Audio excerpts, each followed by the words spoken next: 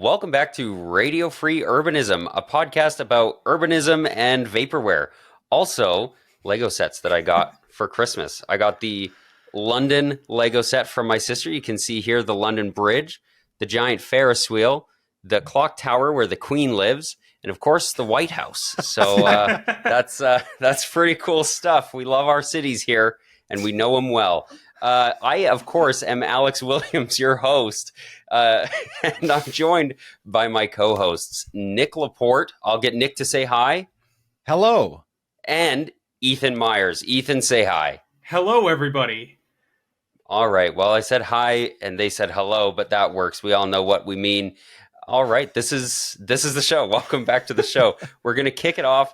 Ethan's got something to share to start off with. Ethan is actually dressed very specially for this episode. Do you want to tell us what you're wearing? So, everybody, I'm pretty sure I showed this off on Instagram. Actually, City Nerd called me out on this. He was like, "What the hell are you wearing? Is this your spa day?" And I had to point out to him that no, this is in fact not my spa day. This is an LA Metro blanket. So it's got the LA Metro map on it, but it's a blanket. It's amazing. I gotta say that. It's just amazing.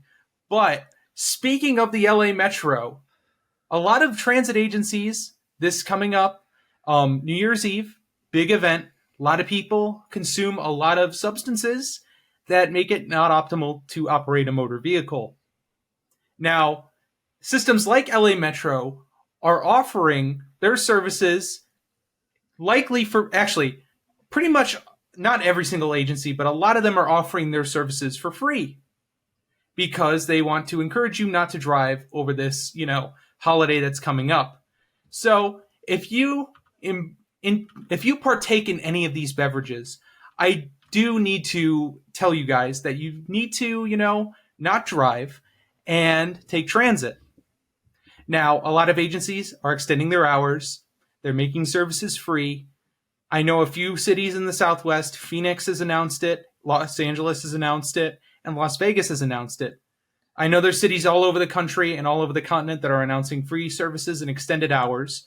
So just check your local transit agency. It's probably a great way to get, to your holiday festivities and back. Yeah, absolutely. Nick, you got something to add there?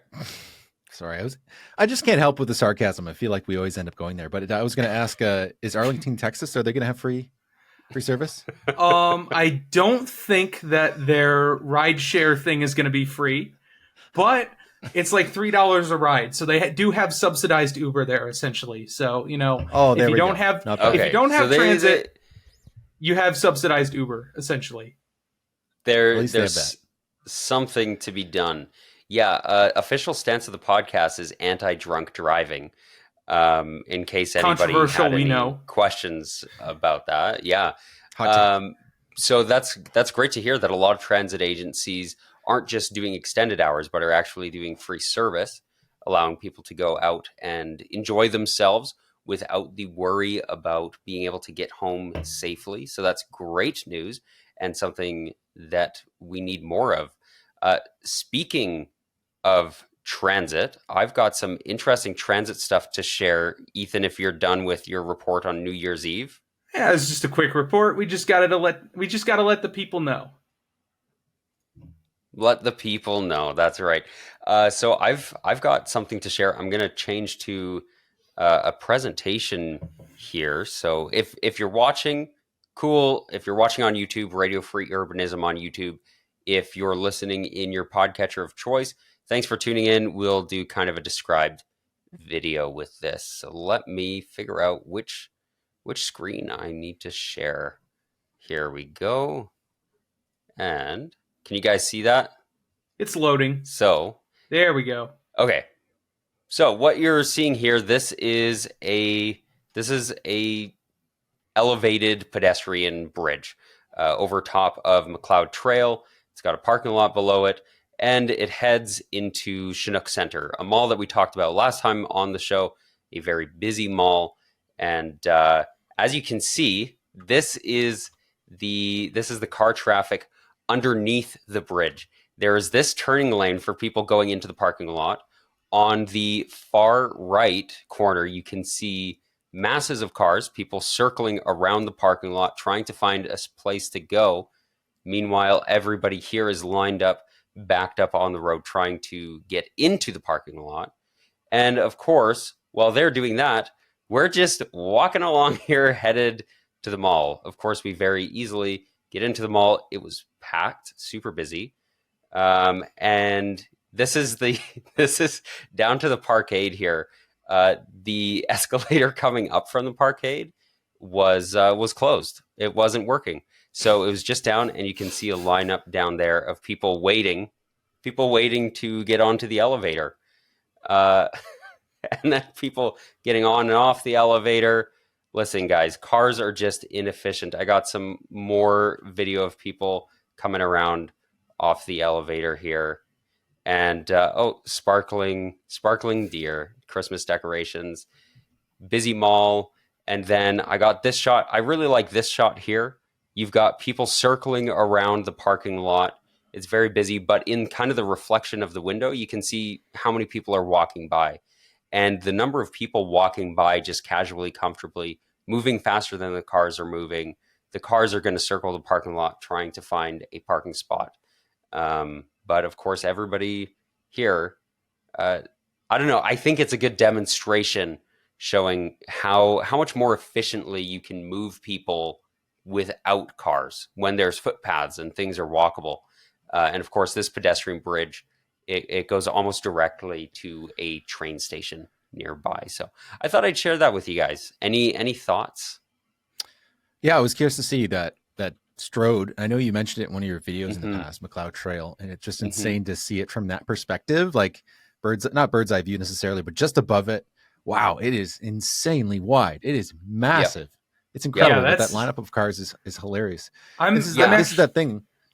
Go ahead, Al, or Ethan. Go ahead. I'm actually surprised that this Strode right here doesn't have a double turn lane.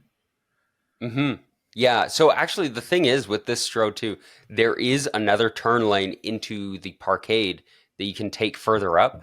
I don't know why all of these people are turning at this specific spot. You can see how it's starting to back up here.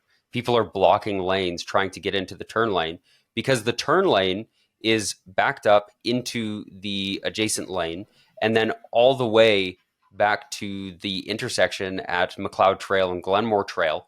And you can see people crossing this other bridge here. If anybody remembers that short that Tom from Shifter made, this is the bridge he was talking about crossing with his bike where he was offered drugs. If anybody remembers that video.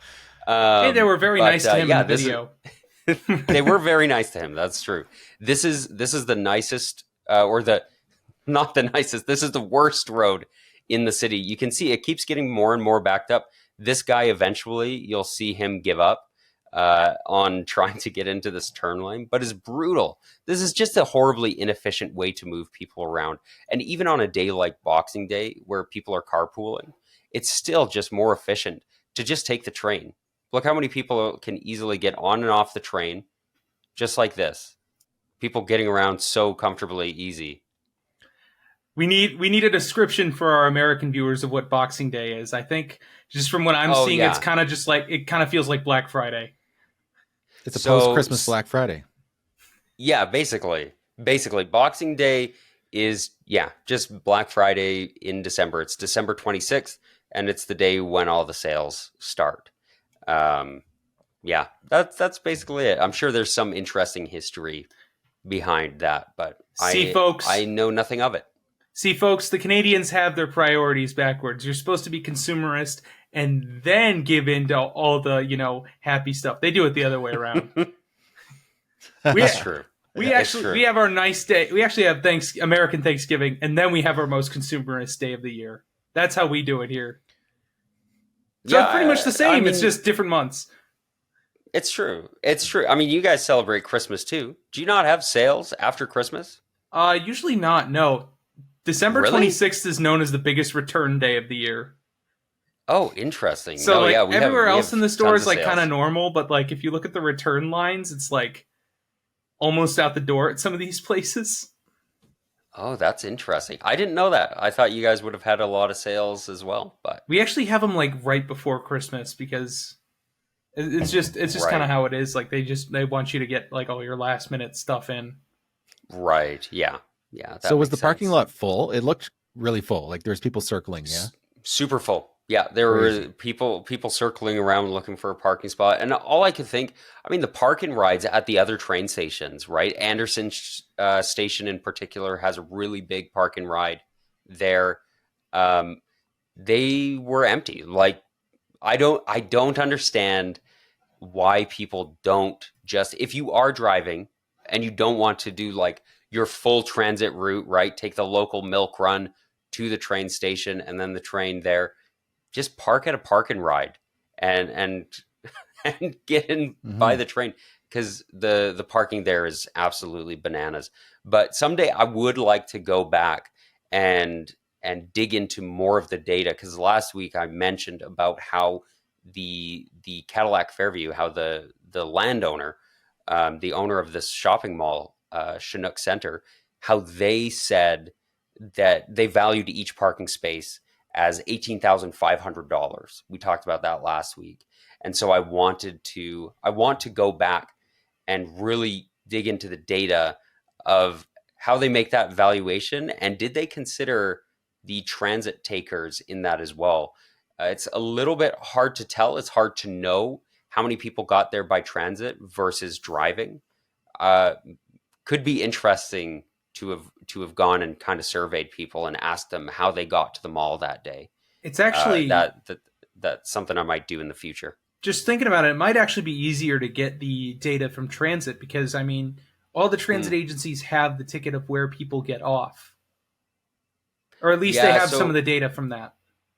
So Calgary Transit wouldn't have that data. There's not really any data for where people are getting off. We don't have like a turnstile at the end or anything. Oh, yours is I'm forgetting, proof of payment. Yeah. So we have like when you get on, you scan your ticket when you get on the bus, but you don't scan your ticket when you get onto the train or when you leave the train. They have other like counters, right? They have other sensors and stuff that will be able to tell, but it's not like as clear as other places. But there could be something on that, something to look into. Just my I'm pretty sure most LRT systems are like this, like Calgary, Edmonton, San Diego. They all have, proof of payment where you tap on board the train or before you're boarding on like a little scanner, and it essentially it validates your ticket. Yeah, Calgary doesn't. Really? No, it's only, so a lot of people will ride the train, and then sometimes your ticket will be checked, sometimes it won't be. Just depends. Got it. Yeah. So it is, that's a whole other interesting thing that we can get into sometime about that. But yeah, I thought this Boxing Day transit thing was kind of interesting. Yeah, and it's kind of plays on that whole Black Friday parking thing to see if it's actually, most places on Black Friday or even Boxing Day aren't going to be filled up. Those parking lots aren't going to be filled up. So it was interesting to see that parking is actually getting used. So that probably means it's a little cheap, because it's probably free, I imagine, right? It is free. Yeah. That's right. Yeah. So that was interesting. But speaking of car infrastructure, Nick has some wonderful news to tell us. Oh yeah. So there's this highway in Ontario. You might have heard of it. It's called the 401, and it just had another expansion that's been completed near Waterloo. So this comes from Global News. The Ford government is celebrating a new milestone in its ambitious highway and transit expansion plan with the opening of a widened section of the Highway 401 in Cambridge, Ontario. And essentially, this highway has been expanded to 10 lanes wide in this area, including a high occupancy vehicle HOV lane in both directions to allow cars with more passengers to skip traffic, or for people who are just driving their car alone to drive in it anyway, because that seems to happen quite a lot. But anyway, this, if you didn't know, Highway 401 is the busiest and most congested highway in North America. It's absolutely massive. I've spent way too many hours of my life driving on it, and I'm so happy that I very rarely have to be on it anymore, because I don't live near there. But when I visit, you inevitably have to drive on it. So it's pretty crazy. So the reason why I brought this up was not necessarily because the highway got widened. It happens all the time. This is constantly, like I said before the podcast, it gets widened. They clap their hands and say, yay, it's widened. It's going to be better. And then immediately they go, okay, we're going to widen it again because that's what you have to do. The classic one more lane, bro. And the reason why I bring this up is it would be really nice if they had some kind of transportation, some kind of vehicle that could move a ton of people that only took up one lane. And if we could invent that and it could go faster than cars, I think we could really solve a lot of the traffic problems on the highway. Oh, you mean like a Elon Musk tunnel? Yeah, maybe, or maybe something a little better. You know, I don't even know. What are they called? There's got to be something we could do, right? Well, something. So I know, like, there's all this work on self-driving cars. So I think, I mean, electric. We got to go electric, right? Yeah. Like, it's clean, it's fast, it's quiet, right? But then I'm also thinking, like, electric cars, they only carry so many people. Mm-hmm. So I'm kind of thinking, like, maybe like extended electric cars, right? Like bus. Kind of just extended. Yeah, almost bus-like. But I feel like electric, you could do it even like an extra long bus, especially if you put it in its own special tunnel. Oh, so like an electric articulated bus? An electric articulated bus in its own tunnel, because that would reduce the computing power needed for like the self-driving aspect of it all. And then I almost think like for the really, really busy routes, you could like plug them into each other, right? So you could have like one electric articulated bus connected to another electric articulated bus. And maybe like if the route was really, really, really busy, you could have like 3 or 4 or 5 electric articulated buses. But then like thinking about this, I'm like, well, but the bus, even if it's self-driving, it might kind of wiggle around the tunnel a little bit too much for my liking.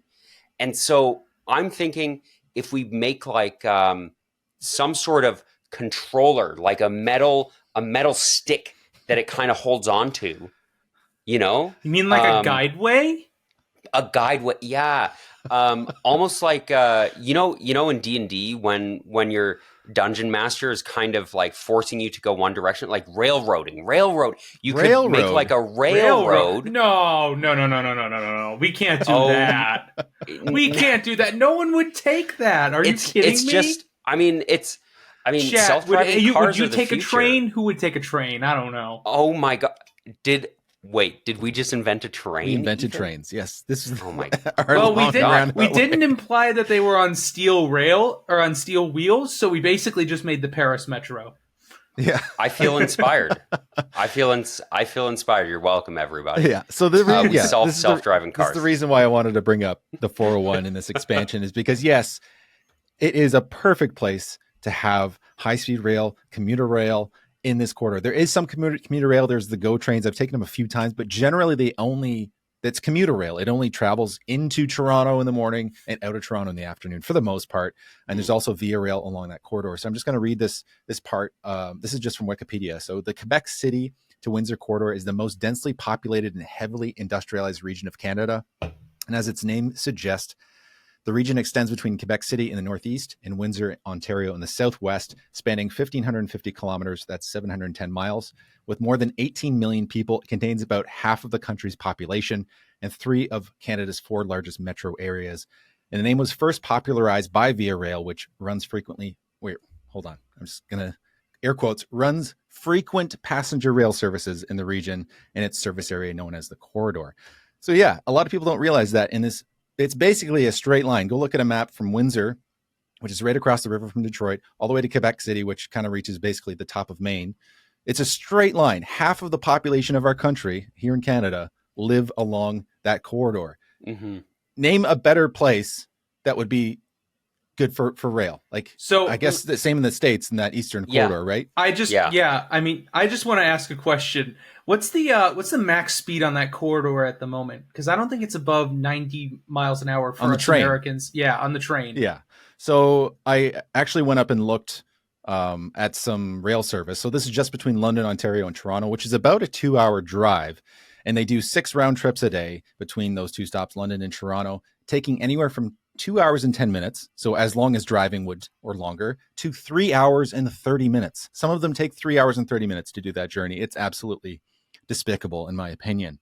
So to say that that's frequent is, I don't know. I think that's underserved. Is that for my Americans out here who take Amtrak? I just want here's a accurate comparison for services on the Via Rail corridor to an Amtrak corridor. Our probably closest comparison would be why am I blanking out on the name here? It's the service between Chicago to St. Louis. They run about the same amount of round trips a day. And the population between those two cities, well, definitely justifiable for intercity rail, is nowhere near the population that it is between Windsor and Quebec City. Yeah. It's perfect. And I remember they've been talking about it forever, talking about getting high-speed rail in there for the longer distances and just more regional rail. It's not happening. It's really sad. But like, that's an 11-hour car ride. If you went from Windsor all the way to Quebec City, I've done it before when I was kids doing trips in the summer with my family. It's a long drive. Imagine you could hop on a train and take that trip. How long would that take? I'm not an expert. Ethan, he's our train expert. How long are we talking? Are we talking like high speed, like international standards? Yeah, like high speed rail. So Windsor to Quebec City, that's like from what I'm 700 miles. I'm just using. Okay, so that's about this a little bit longer than the Northeast Corridor. So the Northeast Corridor from DC to Boston, I believe at the quickest is about 7.5 hours. And that's on the Acela, which is it's like quasi high-speed rail. But if you were to get that to like 220, you could probably do that in like 5 to 4. Yeah. Mm-hmm. Easily cut it in half or less, which is incredible. Not to mention, this corridor could technically use could get an international extension through to Detroit all the way to Chicago. Mm-hmm. And would only add like a couple extra hours onto the corridor and probably increase ridership significantly. Mm-hmm. Yeah. I can only imagine there's many different forces acting against that. And that's not just, political will, but also, you think about airlines and the car lobbies definitely don't want that to happen. I can imagine Toronto to Montreal as a huge airline. Oh, yeah. Well, like I said, like, think about if you're not familiar with Canada, but like think about it. There's obviously it starts at Quebec City. That's a big metro area. Montreal, huge. Toronto, absolutely massive. London, Ontario, those are huge. And there's also other ones in between there that are also quite large. It's crazy. I just can't get over the fact that we still don't have like reliable, quick. I love how you two are like the outliers of like the Canadian population. It's like we found the two Canadian urbanists who don't live in the line. Mm-hmm. That's true. I did grow up there, but the thing is, when you come to Vancouver, you realize that most people who live here are actually from Ontario too. Yeah. Anyway. Yeah. This is why I think we need to start a transportation company called Transportation Company. And we just like anything, like our primary goal at Transportation Company is to move people. We want to get you from point A to point B in the most efficient way possible, right? We're not trying to protect the bottom line of our airline or the bottom line of our car company. We want to get you where you need to go in the best possible way for you to get there. And that's why we build everything from running shoes to high-speed trains and airplanes, right? Like it's like we just need to get people around. Right? Or the American version of Yamaha. Yeah, like we just need to get people from place to place. We'll do it all. We don't care which one of our products you buy because we just want to move you. That's a great idea. It sounds like it basically like TransLink here in Vancouver, just like a transit commission, but even wider than that. That'd be incredible. Yeah, man, transit commissions are real double-edged swords. I will say that. Or transit agency. Like if they cover road work, then you're going to have the same agency that's building ambitious transit plan, also doing highway widening number 497. Yeah, that's true. Yeah. Speaking of, I was just going to mention while we're on the topic of highway widening, we actually in Calgary just completed our ring road last week. And that was like a 70-year process, but it's 10 months ahead of schedule. and it's done. And I don't think it's a bad project. But then on the podcast that I was listening to, and I'll try to find it again so that we can put it in the show notes. But the podcast I was listening to, the guy said, yeah, and there's already floating a plan for another ring road. And I was like, what? For what reason? For why? Like Calgary? Where? I don't know, but that's a ways out. And Calgary's coming for Houston on the ring roads. Oh God. Yeah, we want more ring roads. But I'm curious. That's something I'm going to dive more into. Maybe next week I'll bring up our ring road and how that works and the future and the past of it. That could be an interesting topic. Nick, do you got more for us here? No, I think it's enough with the pessimism and the dwelling on what is not and what has been instead in Calgary. So I'm going to give it over to you. Yeah, I've got a positive story to share with us today.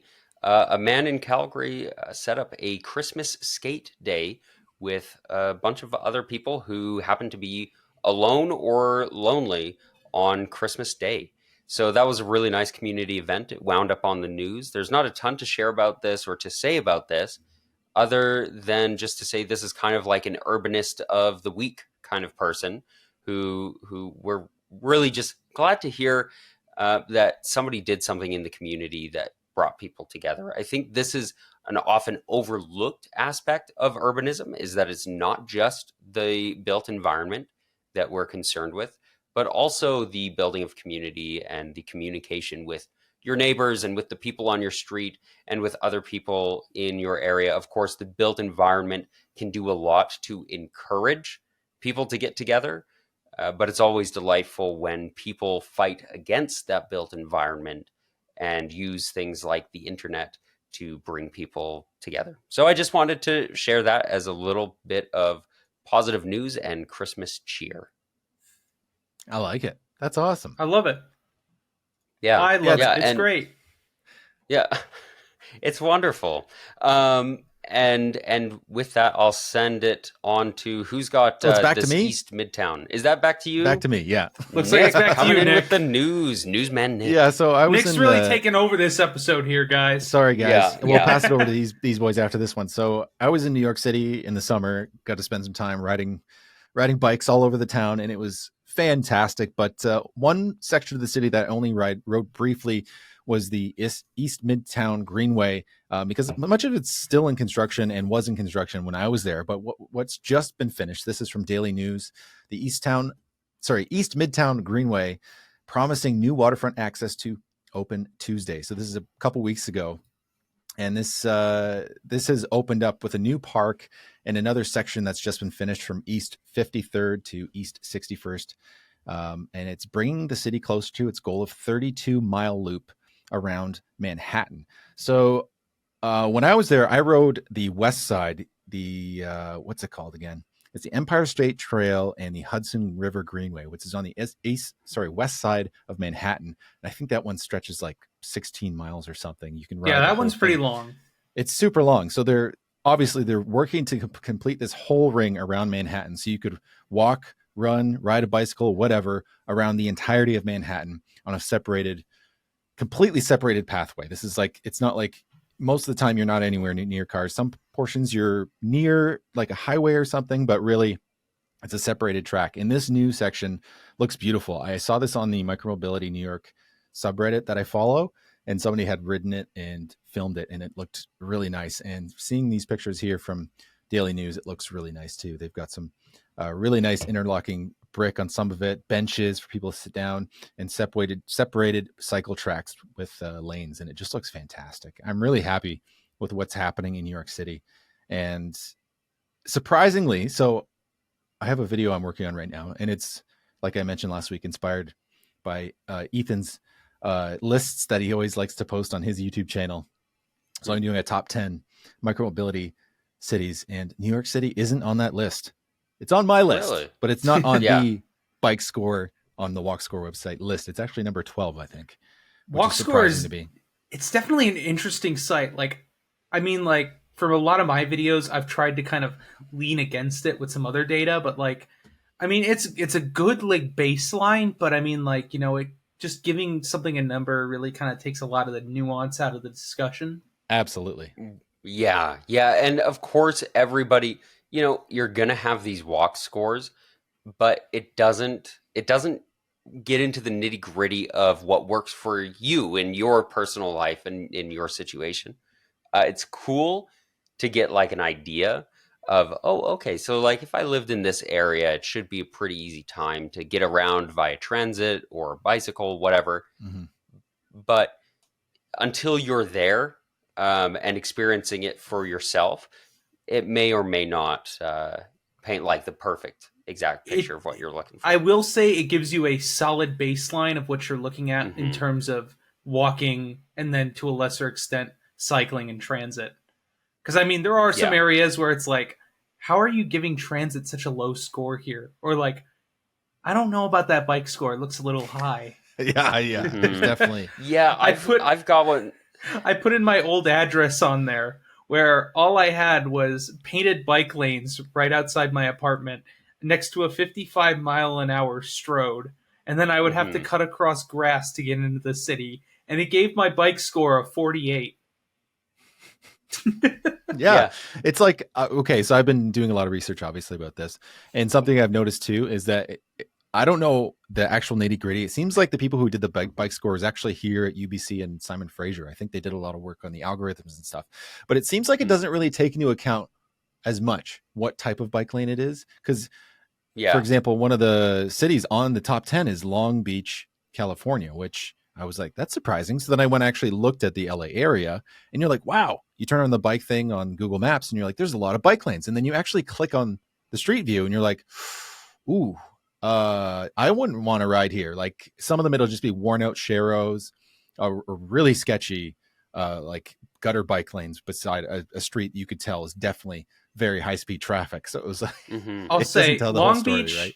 Long Beach is okay. I mean, it has some good infrastructure, but it's very mixed. Like, yeah, you will run into sharrows and stuff like that. The real cycling city of Los Angeles, Santa Monica. I love that place for cycling. Nick, if you ever go to LA, you got to go to Santa Monica to cycle there. It is like, it's really a good micromobility location. All right. Well, once Brightline West opens up, we can do a little field trip. What do you guys say? You can have your 2-hour high-speed rail followed by Metrolink for an hour and a half, pulled by an F-125.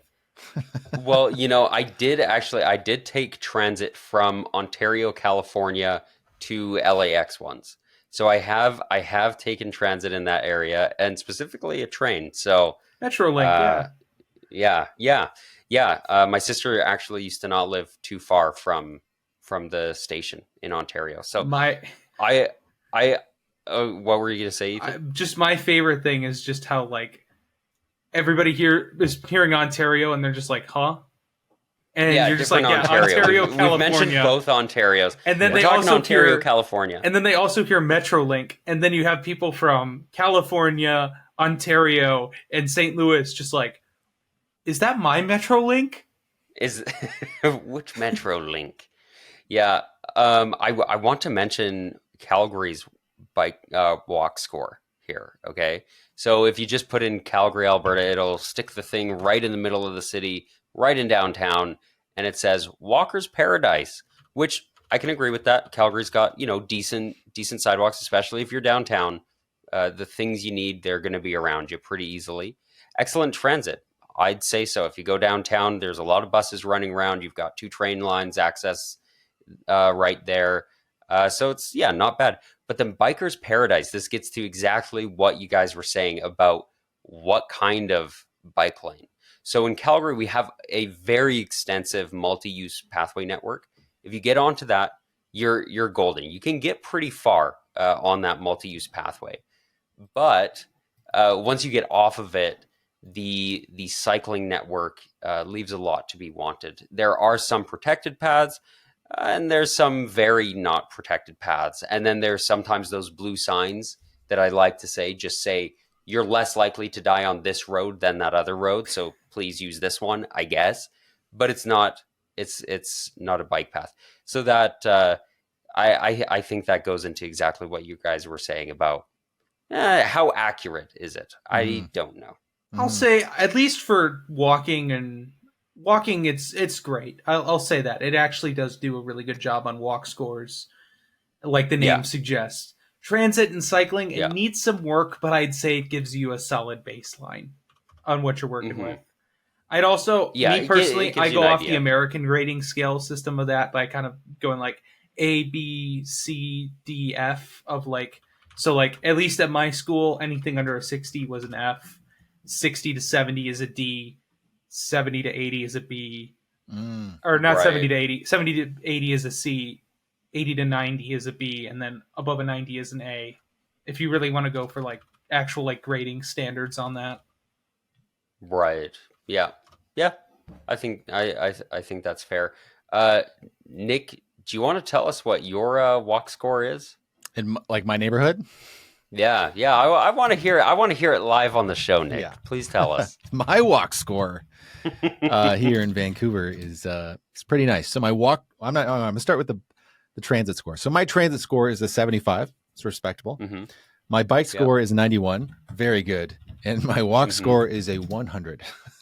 Nice. That's A+. Yeah, it's okay. So I have a story about this that happened the other day. So I walk. So I obviously I'm huge into micromobility. I commute to work on my bike or my scooter every single day. But I do the majority of my movement is actually walking, is on my feet. And so I was walking to the grocery store the other day, which is very close. I don't even know how far it is, 500 meters. It's super close. I walked there, I pick up my groceries, and I was on my way back, and my mom called me, Christmas thing. And she's like, "What are you doing?" I was like, "Oh, I'm just getting groceries." I said, "I'll call you back when I get home." And then 2 minutes later, I called her. She's like, "Oh my God, that was so quick." And I'm like, "Yeah, this is what a walkable city does. You can walk. It takes a couple minutes to get your groceries, and that's it." And where they're from, back in Ontario, if we lived in the city, like in London, most of the time you drive, that'd take anywhere from, 5 to 20 minutes to do that. But where she lives now out in the country, that's like a whole, hour round trip at least, like to go get your groceries in the car.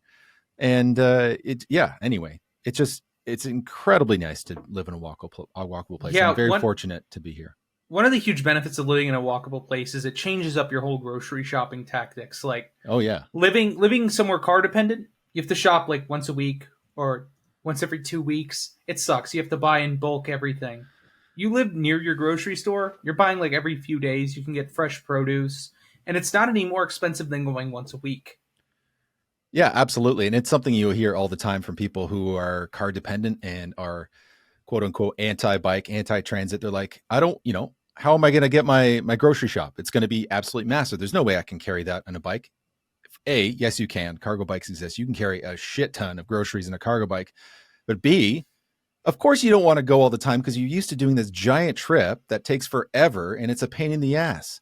Like, I don't love going grocery shopping, but I was thinking about this yesterday when I went grocery. I'm like, I don't mind it. Like, I walk. Yeah. It's a pleasant walk. I walk by a park. It's nice. It's like, I get on my feet for a few minutes a day. It's totally fine. It's not like a huge headache like it would be if I lived in a car dependent place. So I think you need to experience that first. And that's what I always try to tell people when I get into disagreements or I'm having conversations about people who are a bit resistant to this type of thing. I first ask them if they've ever been to more walkable places. Good examples would be in Europe. I'm like, "Oh, have you been to the Netherlands?" And then bring up examples of how their life is different and why it's different and how the built environment changes their experience day to day. So Yeah, it really does make a huge difference. And it doesn't, you make fewer grocery lists, I find, in a weird way, right? You just kind of say, "Oh, I need to pick this up." I remember growing up, we lived pretty close to our grocery store. It was a pretty easy walk. We had to cross, a busier road to get there. But growing up, it'd be Saturday and, I was 12 years old and my dad would say, "Oh, we need some whipped cream for the waffles. Here's $10. Go walk to the grocery store and pick it up." And that's what we would do. It was easy. Same thing. The place I just moved out of, I would walk 5 minutes to the grocery store. It was easy. And I'd pick up whatever I needed and then I'd be back at home. It was a half hour total for like a shopping trip for me to walk around the store, grab the basics that I needed each week and walk home. It was easy.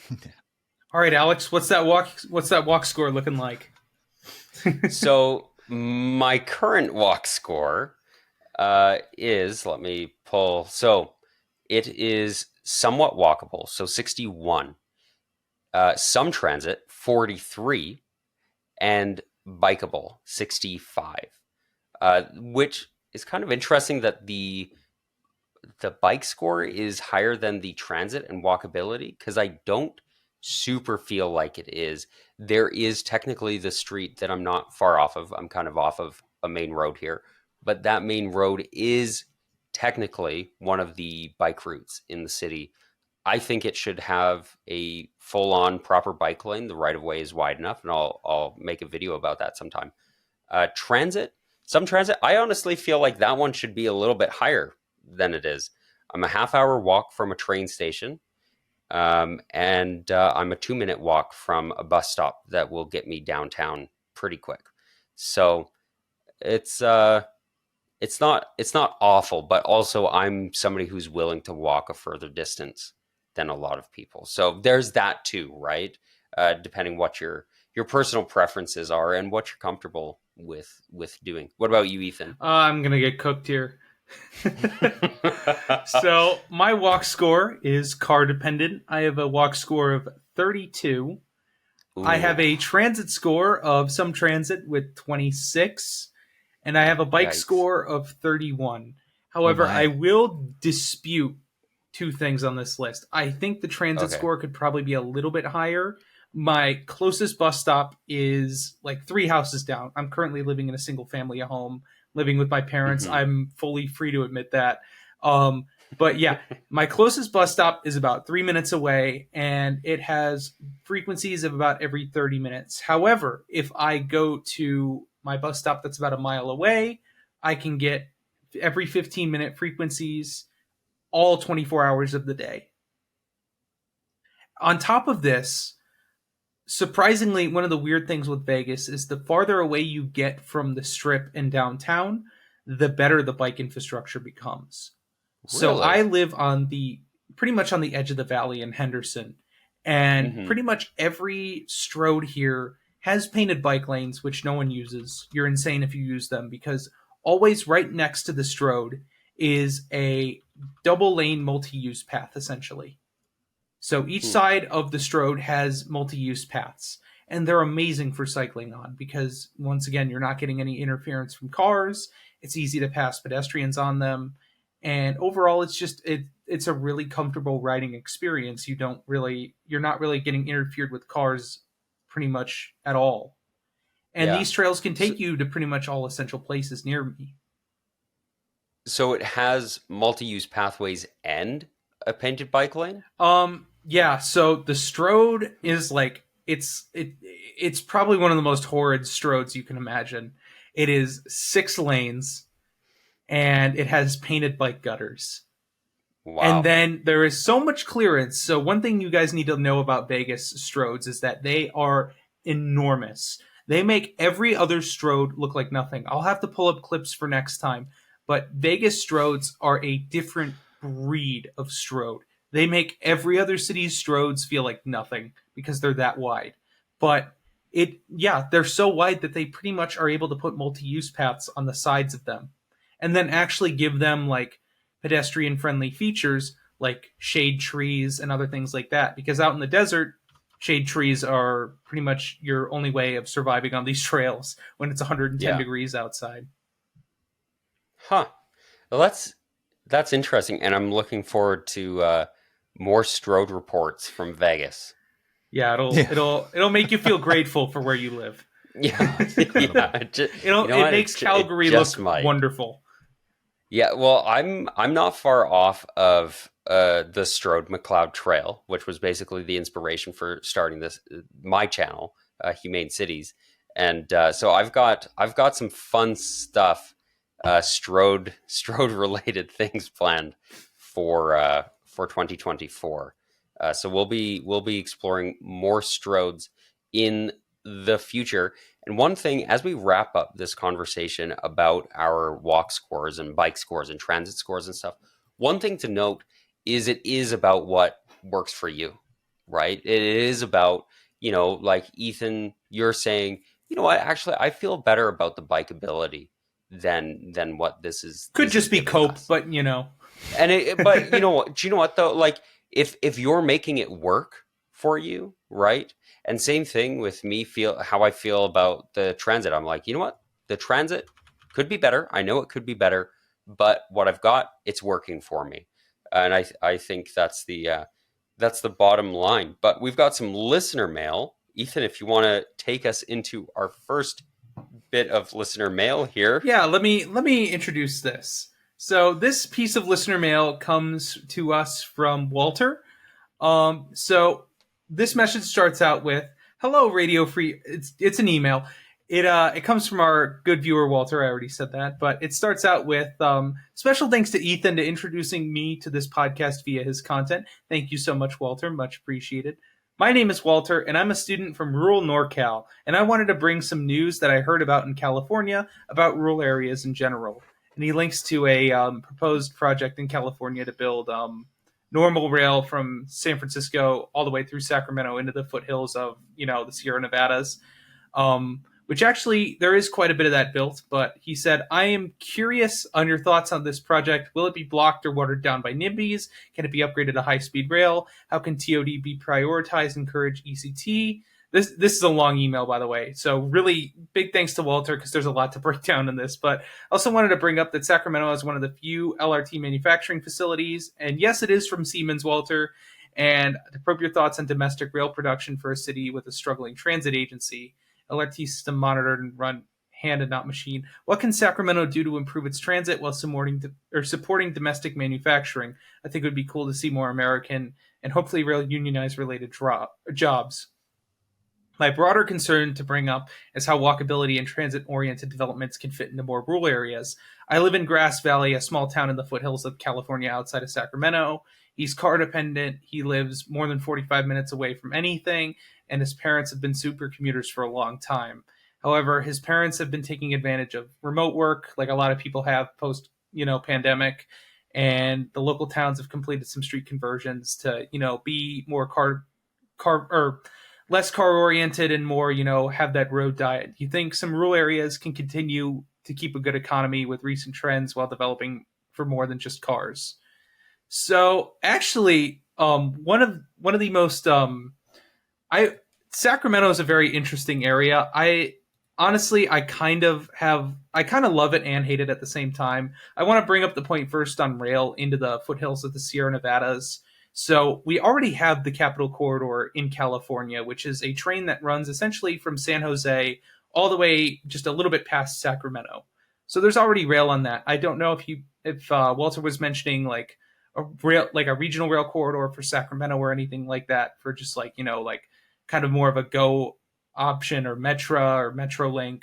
But it does look promising, Walter. I'll say that California is definitely more, positive on building more transit and trains. It's one of the states that really has been very progressive on this. And I don't think it'll be NIMBYs stopping any sort of, intercity rail. You're more likely to see interference from the freight companies on that front. But I mean, it's definitely interesting. Sacramento is a very interesting city. I don't know if you know this, Nick, Alex. Sacramento actually does have a light rail system, and in fact, it's just about as old as TriMet in Oregon. So it's like an early '90s light rail system that was built, and it kind of got built because of a lot of its use uses old rail right of ways. So it was kind of built on like a super cheap budget for Sacramento, but it still is. It's still. I mean, SacRT has definitely had its struggles, but it's definitely it punches above its weight for a city of its size. I know I just went on a full tangent there, but it is very interesting seeing transit in Northern California. And I mean, I'm sure Nick and Alex can also give their takes on living in a rural area and, transit connections that way too. But yeah, what do you guys feel about like transit in rural areas, or like road diets in rural areas? Well, I mean, I'm no expert on it, that's for sure, but I've listened and read a lot from Chuck Marone of Strong Towns, and that's kind of his bread and butter. So if you really want to dig in to what can make a stronger community, and especially a small town, definitely look at his content. to find the details. It's all in there. But as far as transit, that's an interesting piece. And I think, again, like the problem was mentioned by Walter, is when you have a small town, which is very walkable. The problem is when it expands and you have the suburbanization happening on the outskirts. I actually grew up in a very small town in southern Ontario, not far from Windsor, not far from Detroit, called Kingsville. And it was, a very old town, and it was very walkable. Almost anywhere you lived in that town, you could walk to any other part of the town. It was small enough. But since then, I visited last summer. I noticed how it's changed over the years and how much it's sprawled out, and how that is going to become less and less viable for people, because there is no public transit to speak of other than the buses for accessibility, which, are on call basically to get those buses to your house type of thing. So I honestly don't know. I wouldn't know how to address that in small towns. Yeah, I think it's important. Like, I've lived my whole life in a big city. I've been here forever. I guess I went to school a little bit. I was in a small town. I've got family on farms and family in small towns. But the situation, like what people need there, is different, and it continues to change. And so one thing, and I've wanted to bring this up a while, and I don't have like a fully developed thought around this yet. But one thing we hear people say a lot is, people will say, "Oh, well, our town was built on the car, and so we can't use trains now. We can't change to trains just all of a sudden." And I appreciate that. And of course, often an urbanist will come along and say, yeah, except it used to, it was originally built on trains, and which is also not totally untrue. I'm trying to share something here quick. So this is a clip I have of a town that my family lives in. This is Leader, Saskatchewan, and here's a train going by, and they kind of do the switcher, and then they move over there. They're moving trains around early in the morning. This is the main street here, big wide strode, right? Like, this is not this is not what you think about with urbanism. But of course, the town was originally built and founded around this train, specifically getting crops to market. Today, it is made largely around cars, and they use those cars to get their crops to market. They have some interesting artwork, but things change and times change. I'll stop sharing this screen for a second here while I pull something else up that I want to show you. So that's Leader, Saskatchewan. There's stuff going on there. There's the train there. There's people living their lives there. But I want to show you another town that my family is also from, that's not far from Leader, Saskatchewan, and it is called Midtown, Saskatchewan. And so I'll pop this on the screen here. There we go. So you see Leader, Saskatchewan up here, and then Midtown down here. Places change. This is actually the town where my grandparents were married. There was a community hall right here that has been torn down now. Most of these homes are abandoned. The old school is now like a wrecking yard. And of course, it's still surrounded by farms, but as technologies have changed, things changed. A lot of the people in this area, the people who live in Leader, a lot of my family there, they will do their grocery shopping in, they'll go to Medicine Hat, actually. Oh, wow. Which is right down here. So they'll do their grocery shopping in either Medicine Hat, Alberta, or Swift Current, Saskatchewan. So I think in the rural context, it's important to remember that that things do change, and that I'm a guy from the city, and I don't have a lot of insight on what the people who live here should be doing with with their city. And so I think it's really important, like really important, that the people who live in these places, if you see something that you want to see done differently, that needs to come from you, because I'm not going to have valuable insights to give to somebody in that situation, because that's not where I live, and that's not a situation that I'm familiar with. I've seen it, I've been to those places, but I don't know what to do to help make those places somewhere that you want to be. I think we should have train stations there for passenger rail, but I don't know what the right way to do everything there now, is, you know. I will say one thing is that I'm pretty sure I'm like trying to like calculate like in my head like specifically like where they are in California, but from what it sounds like, it sounds like they're pretty much on the eastern end of the Central Valley in California. And California is a very populated state all over. It doesn't matter even unless you're like really out in the sticks of California, then California is very heavily populated, even in its rural areas.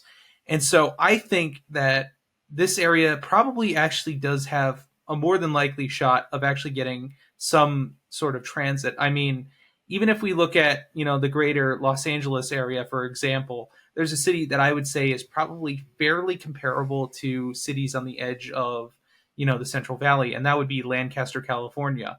I don't know if you guys know anything about Lancaster, California, but it's kind of like it's basically the last city in the Mojave Desert before you reach the mountains that cross over into the Inland Empire. So it's sprawl that went all the way out of the actual like temperate part of California and into like the actual desert. But Lancaster actually did do some road diets to its city probably like 5 or 10 years ago. And recently it popped up on my feed again, and you can see that a lot of these young trees that they planted had grown, you know, to be large shade trees right down the center of the city. And it overall just looks like a better area for pedestrians to be in. It's not perfect. There's still quite a bit of parking there, but it's definitely an improvement over a 5-lane strode right through the downtown. And I'd say that, yeah, doing those kind of road diets can already improve your, you know, your small town feel.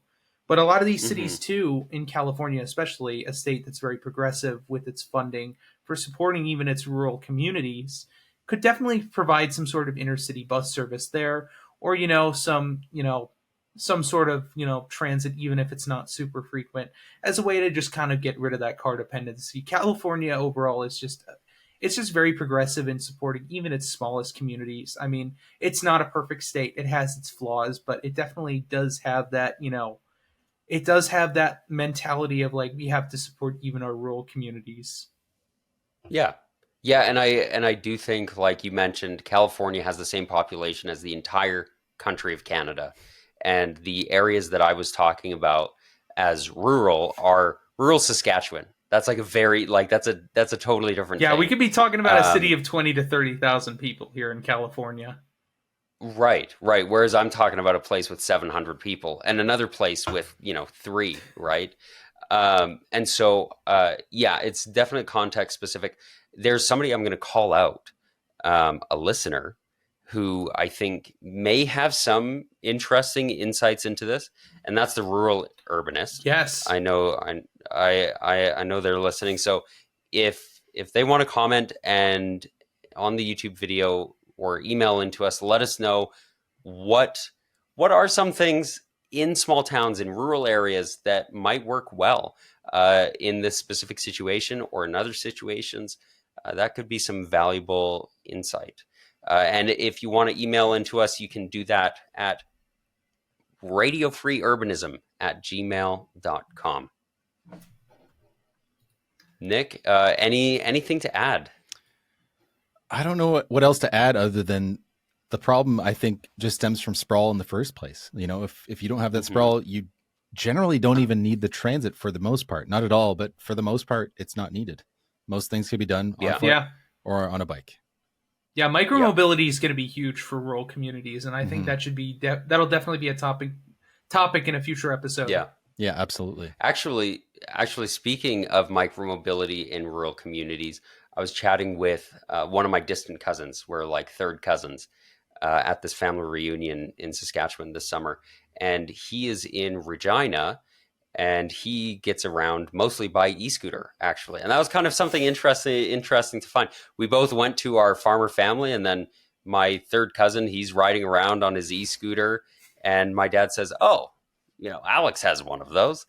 And so then we were talking a little bit about micromobility, and I've got another cousin who apparently is involved in some micromobility stuff in Saskatoon. So there's stuff happening, and you're right. I think micromobility is a big thing and a big help in any community, honestly. But speaking of mobility, something a little less micro is rail. Tuk Tuk on YouTube, Tuk Tuk followed by some numbers, mentioned wanting to know what we think of different rail options. And this was underneath Jen Hall's comment, which talked about Transpod, a Hyperloop project, or it's like one of the Hyperloop companies that has a project proposal for Calgary to Edmonton Hyperloop, and even has a memorandum of understanding with the government of Alberta, which a memorandum of understanding is basically like hey, we want to do this thing, and the government's like, okay, neato bodito, thanks for letting us know. It's not really anything. It's just kind of like you're being made aware. It's like the very first step you take. Thing. Yeah, like the very, very first step. It's like, hey, just so you know, here's a letter saying what we're doing. We're doing it. But they're not doing it because Hyperloops are absolute nonsense. It's like, speaking of Hyperloops, solutions. We have a beautiful example of how they don't work. So, I live in Vegas. We're the home of gadget bonds, basically transit that doesn't really work. Mm-hmm. And we just got wonderful news this week that Hyperloop one of these Hyperloop companies just went completely under. I think that they were initially owned by like Virgin, the company Virgin, but then they sold them off. They became their own company, and now they're going under. They're selling off all their assets in North Vegas. And this just goes to show that after 120 years, we still can't get the vacuum train to work. This is the thing. Like, it would be super cool if we could. That would be very, very cool. But there are technologies that work here and now, and I think a lot of the time we get too caught up in the vaporware and in the promises of the future. Oh, no, we don't want to build any nuclear reactors because what if we figure out fusion and now we have all of these fission reactors, right? It's like, okay, like, hey, we have like this technology, we know it works. Like, there's something we already know works, and that's high-speed rail. We know it works. We know it can be done affordably. We know it's safe and efficient, right? And so when we get caught up on all of this extra nonsense, I don't know, maybe, okay, cool, maybe do your experiments and stuff, but I think we need projects that we can take seriously. It can be done now. It can be done now. They've got they've got high-speed rails in China that go how fast? Over 500 kilometers an hour. I know there's one that they're building right now in Japan. Same thing. Over 500 kilometers an hour. Insane, which isn't even necessary.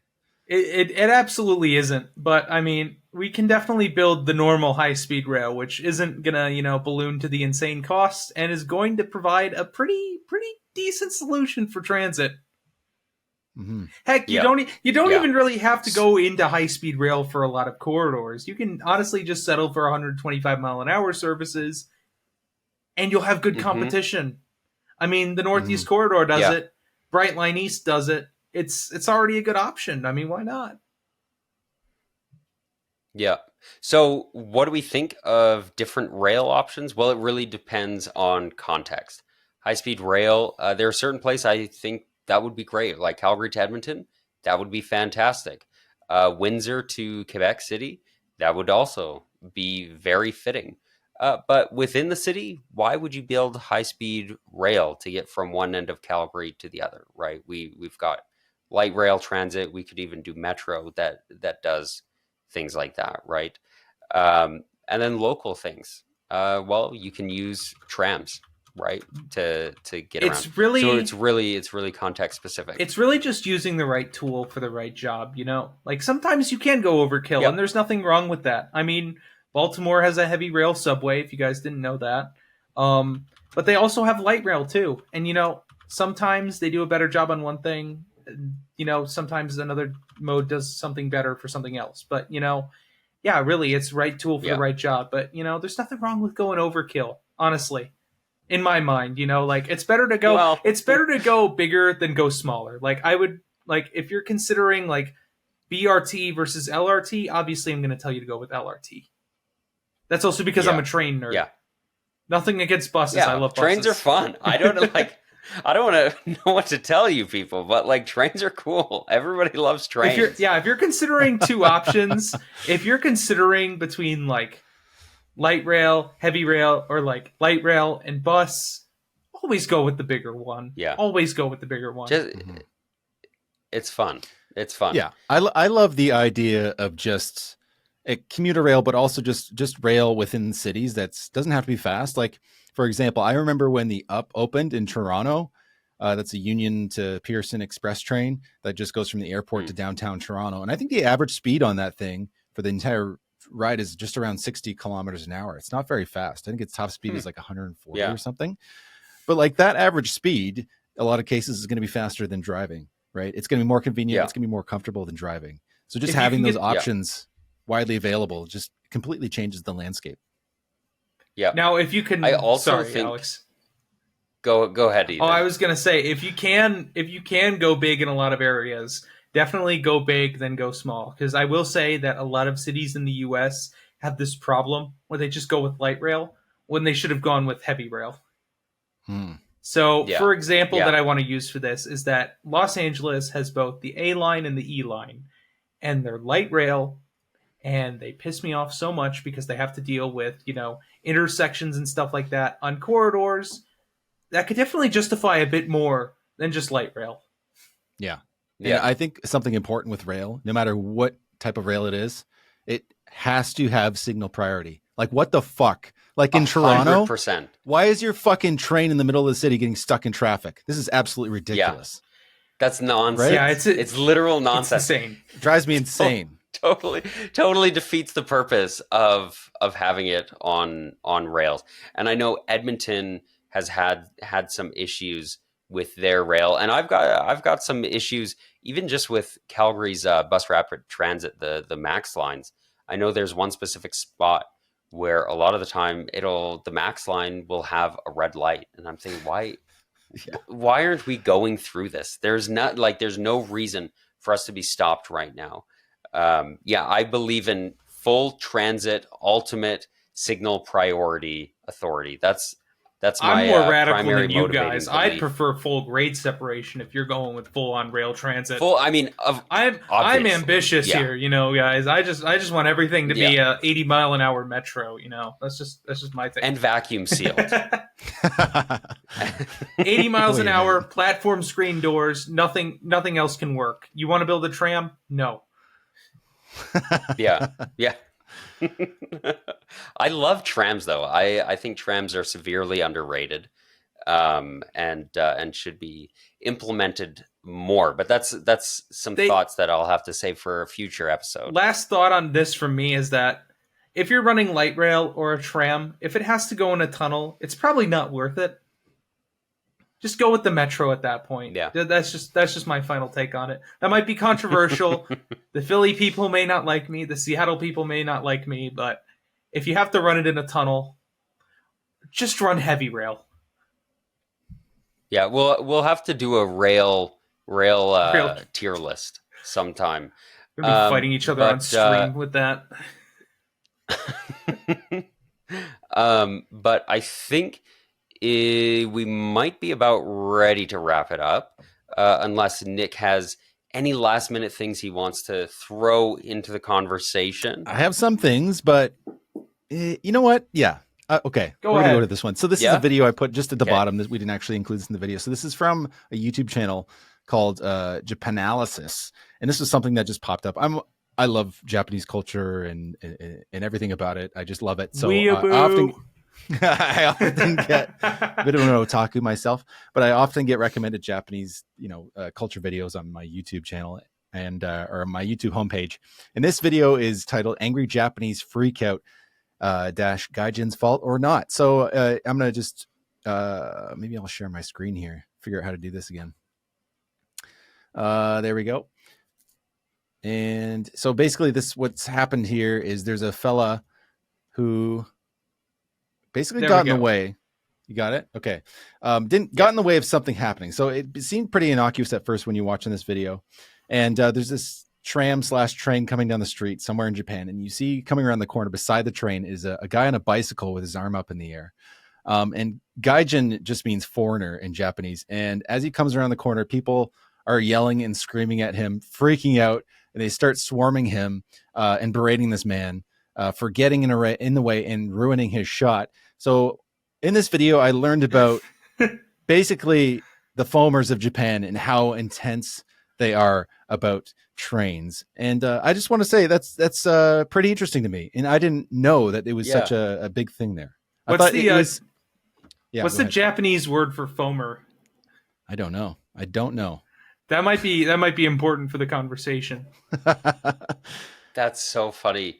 That is because here it is obviously you'll find people like myself taking videos of trains and watching them and excited to see them and stuff. But those pictures you showed there. So if you're listening to audio only, honestly, check out the YouTube video as well and subscribe to us on YouTube at Radio Free Urbanism. But it looks like people are taking this stuff pretty seriously. Yeah, they ruined about getting the right shot. Yeah, this guy ruined their shot and they were pissed. So this guy actually turned into a meme. People, photoshopped him into different places. They photoshopped their own face onto him. People started mimicking the whole shot, recreating the shot by, getting on a bicycle themselves. But apparently this guy owns a taco shop. I can't remember where this is in Japan. And at first his shop got review bombed on Google and other places. But now it's rebounded, and now his taco shop has become kind of a pilgrimage for people who love the meme about this guy in front of this kid. Honestly, gotta say this. As a rail fan myself, pissing off the foamers is the best thing you can do, especially the freight foamers. If you see anybody foaming freight trains, then they're probably going to have one of the most interesting personalities you're going to hear, and generally not in a good sense. Not to turn off all freight foamers. There's a lot of them that are still good people, but generally, whenever I get criticism about my rail takes that I don't know anything, it's someone with a picture of a BNSF SD70 Mach saying I know nothing about railroading. So I'm just gonna say, speaking of rail fans, we actually on the Canadian $10 bill, we have. Oh my God! You guys have an F40 on your money. All right, I'm sold. I'm moving. Yes. You got a Via F40 on. Dude, Canada's a cool place. We're awesome. Your money's fake, though. Gotta say. Yeah, we also have the Canadarm on our $5 bill. Yeah, so we're into space too. Right into the space toilet. See, guys, this is what I'm saying. Space and trains. Everybody loves trains. Everybody loves space. And I'll show you on my driver's license here as well. I'll kind of cover up the personal information, but we do have a dinosaur on there. So that's definitely on the Alberta driver's license. So yeah, everybody loves space. Everybody loves trains. Everybody loves dinosaurs. So I'll leave it at that. But alas, I guess that's all for today. Yeah, we're running to our end time here. Yeah. Thanks for coming back to the show, guys. Thanks, it's been guys. 4 episodes. This is the last episode of the year, so Merry Christmas, Happy Holidays, Happy New Year. Remember to eat your vegetables. Don't stick too hard to your New Year's resolutions. That's a lot of pressure, unless, of course, it is to make your plenty of Red 40, place. guys. Or unless it's to watch every new episode of Radio for Urbanism. Exactly. That's a good one. You got to stick to that. Yeah. Do you know what? We're going to be here weekly, and we hope you are too. You can follow me, Alex Williams, at Humane Cities on YouTube and Instagram. Nick, where can the good people find I'm you? at Nick the Door at most places, or my YouTube channel is Nick Laporte. And for me, you guys can find me at Climate and Transit on pretty much every platform, except for Twitter, which is just Climate Transit. Excellent. Wonderful. We love that. We love you guys in a strictly platonic online social media, very distance. We don't really know who you are, but we do appreciate your comments and we love the emails. So keep those coming. Shoot us an email at radiofreeurbanism@gmail.com. And with that, we'll sign off. Thanks once again for joining us. Thank you, everybody. And just want to let you guys know this show is made possible by listeners like you. For more episodes, find us out at your favorite podcaster or on YouTube at Radio Free Urbanism. That was beautiful.